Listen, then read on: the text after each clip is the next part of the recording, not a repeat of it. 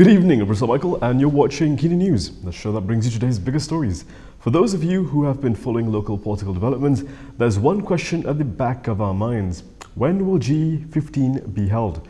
The Prime Minister has dropped the biggest clue yet, but it will depend on how they do in Sabah.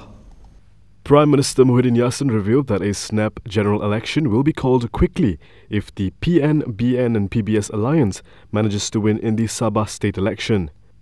His comment today would make it the first time he has indicated he is in favour of a snap general election. Previously, he only hinted that PN and its allies should work hard, as if the general election is going to be held tomorrow. In a ceramah in Pintasan, Kota Belud, Muhyiddin said it is up to Sabahans to give a signal that they support PN and that they wish to see him continue as Prime Minister. He was speaking to a crowd of over 250 people, most of whom wore dark blue shirts and vests with the words Perikatan Nasional. Di peringkat nasional, kita belum putus bila nak ada pilihan raya. Tapi kalau di Sabah kita sudah menang, kita cepat-cepat ada pilihan raya di peringkat pusat. Tak tepuk tangan, tak apa. Saya harap media tak ambil yang tu. The Prime Minister said election is going to be very soon. Well, whatever thing you can speculate. What is important is this state election. The Sabah state election is first and most important.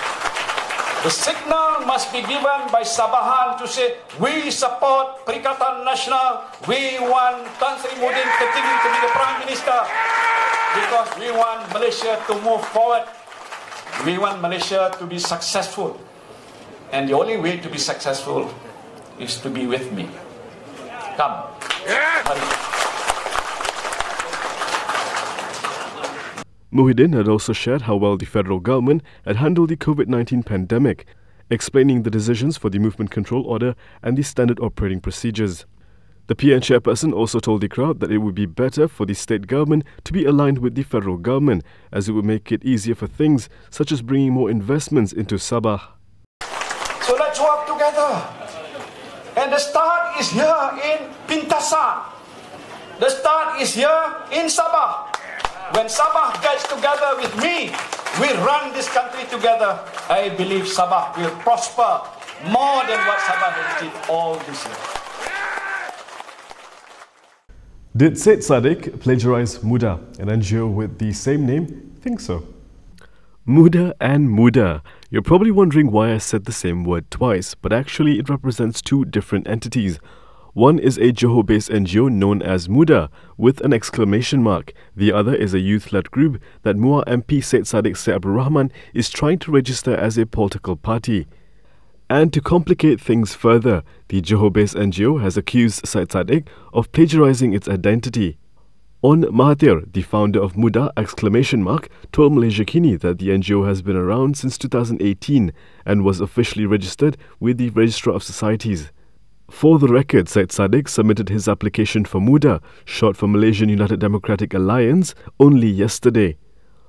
On said he didn't mind that Syed Saddiq is forming a new youth party, but urged the former Bersatu youth chief to change his party's identity so as to not confuse the public. On explained that he first noticed the similarity when he saw a picture of Syed Saddiq in Sabah donning a t-shirt with the word Muda. He said the NGO has tagged Syed Saddiq across social media platforms to get his response, but to no avail. On said, Syed Saddiq did not respond to their concerns on Facebook, Twitter and Instagram. He added that they started the Muda movement and have been involved in numerous activities, so it is impossible that Syed Saddiq and his circle are unaware of their existence. For most of us in the Klang Valley, getting internet access is not really a big issue, but not everyone in the country is as lucky. It may be the year 2020, but internet connectivity is still an issue in many parts of the country. University student Viviana Mosibian recently made headlines after she documented how she had to climb a tree to get a reception to access the internet in order for her to sit for an online examination. But this isn't a problem faced exclusively by people in remote areas of Sabah and Sarawak. Even in Peninsular Malaysia, people are forced to come up with ingenious ways to get internet connectivity, something many of us in the cities take for granted. Here at the Bukit Selembau division of the UP plantation in Kedah, local residents have to take matters into their own hands to set up wireless modems on top of flagpoles to ensure those living in its vicinity can get internet connection. This is despite the oil palm estate being located about 20 kilometers from downtown Sungai Petani. The improvised communications towers cost between 100 to 300 ringgit to install, depending on its height. Resident V. Bharadidasa told Malaysia Kini that whenever they wish to use the internet, they'd attach a modem to a power bank and place it in a bucket, then raise the bucket together with the jalo gemilang. In the estate, with a population of about 170, this is how they use the internet. Bharadidasa said his brother, a business person, has the tallest pole in the plantation estate at about 12 meters tall, because he needs the internet for his business dealings. However, when it rains, it can't be used. Meanwhile, social welfare NGO Tamilar Kural Malaysia chairperson P. David Marshall said he was shocked by the living conditions of the residents at the estate. Marshall said his organisation will bring the matter to Kedah MCMC's attention after reports to the MCMC HQ and two telecommunications companies fell on deaf ears. Prime Minister Muhyiddin Yassin's event in Beaufort, which involved mock checks, has caught Bersih's attention. Mock checks, with a total value of over 60 million ringgit in aid, were presented at a federal government event in Beaufort on Thursday, attended by Prime Minister Muhyiddin Yassin. This did not go unnoticed by election watchdog Bersih. The group has called on the MACC to investigate Muhyiddin for allegedly using corrupt practices while campaigning in Sabah. In a statement, Bersih claimed, quote, Muhyiddin is clearly using his position and government funds to induce voters in Sabah to vote for parties and candidates aligned to his Perikatan Nasional government. They also urged members of the public who were at the event to lodge police reports. Yesterday, Muhyiddin attended an Agriculture and Food Industries Ministry event that was also attended by PN's incumbent Klias candidate Isnin Eliasni. During the event, mock checks for more than 60 million ringgit in aid were presented. The aid included over 20 million ringgit in allowances for farmers and fisherfolk announced by Muhyiddin. Malaysia was just 9 cases short of recording a 3-digit number of new cases today. Here's the country's latest COVID-19 situation. Malaysia has reported 95 cases of COVID-19 today, of which 91 were local cases and 4 were imported cases. In a statement today, Health Ministry Director General Dr. Nur Hisham Abdullah said that the 4 imported cases involved non-citizens coming into Malaysia from Indonesia and China. From the 91 local cases, 68 cases involved Malaysian citizens and 23 are non-citizens. Sabah continues to account for most of the local cases today with 90 cases.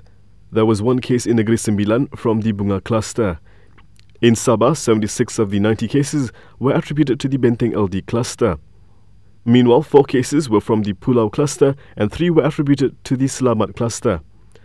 A new death was also reported in Sabah, bringing the total number of deaths to 129. Dr. Hisham said the deceased was a 50-year-old Filipino woman who had sought treatment at a healthcare facility for cough and breathing difficulties on September 14.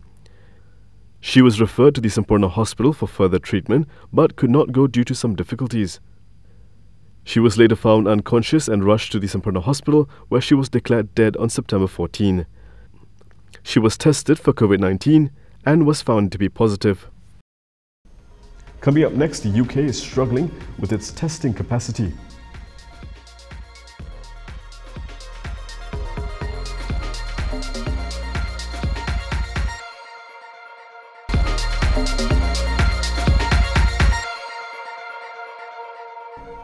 The UK is facing a tough time with its testing capacity as demand appears to outstrip supply. Britain's government acknowledged problems in its COVID-19 testing system on Thursday as soaring demand met with worsening turnaround times and availability during a spike in infections. Data showed that only 14% of test results in England came back in 24 hours last week, a sharp fall from 32% the week before. This week, the UK government promised to do whatever it takes to boost lab capacity, which has left thousands struggling to get a test. In May, Prime Minister Boris Johnson promised to create a world-beating system to test and trace people exposed to the virus. However, hundreds were left lining up for hours waiting for tests, and some people said they had been trying to get tested for up to 4 days. Cases are sharply increasing in the UK, with many children, parents and workers worrying over whether or not they can safely return to school or the office. The government said fixing the system would take weeks, and it's not alone. Other major European countries have also had problems. Germany introduced free tests for returning travellers this summer on concerns over rising infection numbers. But it backtracked only a few weeks later as labs faced capacity constraints. And a data blunder in Bavaria meant around 1,000 people with positive results weren't told. France, another one of those most badly hit right now, is conducting around 1 million tests a week according to its government. But it's struggling to keep up with demand. Long lines have been seen snaking outside test centres in Paris. Very few appointments are available for tests for several weeks in advance. A robot in India is making life a little easier for COVID-19 patients and healthcare workers. A hospital in India have deployed a customer service robot to patrol its wards, connecting coronavirus patients to friends and relatives. Mitra, meaning friend in Hindi, is best known for interacting with Prime Minister Narendra Modi at an event in 2017. Its piercing eyes are equipped with facial recognition technology to help it recall people who have previously interacted with it. A tablet attached to Mitra's chest allows patients to see loved ones as well as medical staff unable to access wards. Mitra is mainly used by patients who are not able to communicate using their phones. The robot, developed by Bengaluru-based startup Invento Robotics, cost the hospital $13,600, according to Yatat Tyagi, director of the company that runs the hospital. Mitra is also being used for remote consultations with specialists to reduce their risk of becoming infected, he added.